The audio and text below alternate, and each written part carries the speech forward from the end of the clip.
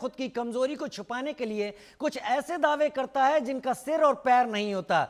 लेकिन यहां पर भारत के ये बोलने के बाद कि हमने 20 जगह टारगेट किए, उनको तबाह किया, पाकिस्तान एक बड़ी लिस्ट लेकर आता है कि नहीं एक्चुअल में हम इतना ज्यादा तबाह हुए हैं।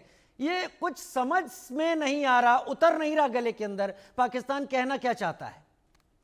राजीव जी, बिल्कुल सही बात है, क्योंकि आज तक पाकिस्तान की आर्मी ने ये दिखाने का प्रयास किया पाकिस्तान की जनता को कि भारत के साथ हमारा जब भी टक्कर हुई तो हमने ईंट से ईंट बजा दी। 1971 में जब बांग्लादेश बन गया तब जाकर स्वीकार किया, नहीं तो जिस समय लड़ाई चल रही थी और हम जीत रहे थे तब भी वहां का मीडिया बता रहा था पाकिस्तान की जनता को कि हम जीत रहे हैं।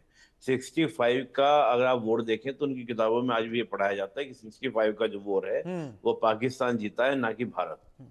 तो ऐसा कैसे हो गया कि 20 जंगे हमने दावा किया और ये 28 जंगे दावा कर रहे हैं? क्या कारण है? मैं इसके दो मुख्य कारण देख रहा हूँ। एक तो मैं देख रहा हूँ कि कहीं ना कहीं पाकिस्तान इस समय वर्ल्ड में ये मान रहा है कि हम भारत के मुकाबले में नहीं है, तो बेटर है कि विक्टिम कार्ड खेला जाए।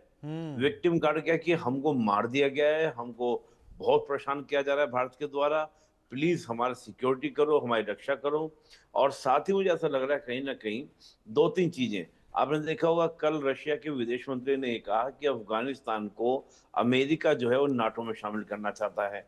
मुझे लगता है कि कहीं ना कहीं ये भी वजह हो सकती है कि पूरी दुनिया का फोकस अपनी ओर आकर्षित करने के लिए कि हम विक्टिम हैं, हमारी मदद की जरूरत है, हमें फंड्स भी चाहिए, हमें सैन्य सपोर्ट भी चाहिए, नहीं तो पाकिस्तान जो है वो अपनी जमीन खो देगा।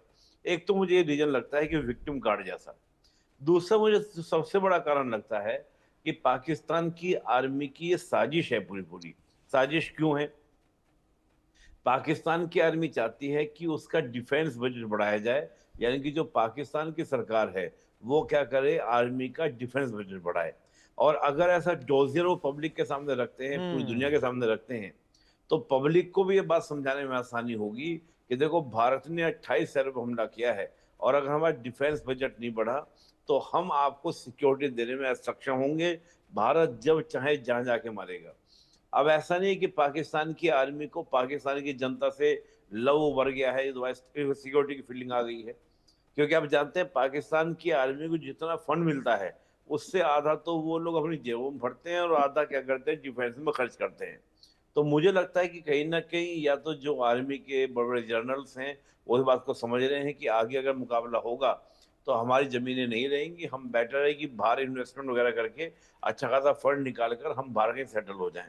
तो बहुत सारे पहलू मुझे इसमें ज्यादा मैं सोच पा रहा हूँ, क्योंकि जो नजरिया रहा है पाकिस्तान का आज तक, उसने कभी भी, पाकिस्तान की आर्मी हमेशा कहती रही है कि हम लोग बहुत स्ट्रांग हैं, अगर भारत से हमारा मुकाबला होगा तो हम भारत की ईंट से ईंट बजा देंगे।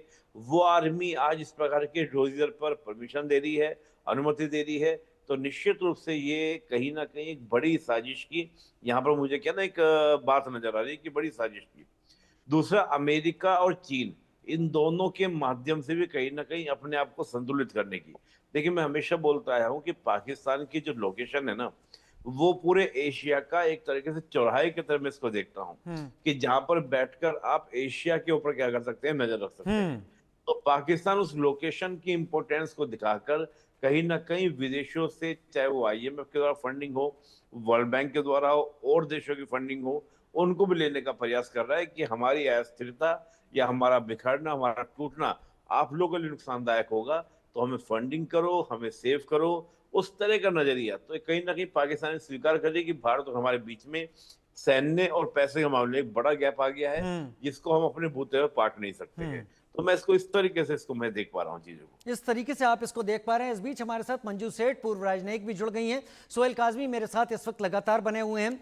सोहेल भाई, जो कुछ भी अब राज सामने आ रहे हैं, कहते हैं ना जब पन्ने खुलते हैं तो बहुत सारी चीजें फिर चीजों को एक लाइन में लाने लगती हैं। ये जो पन्ने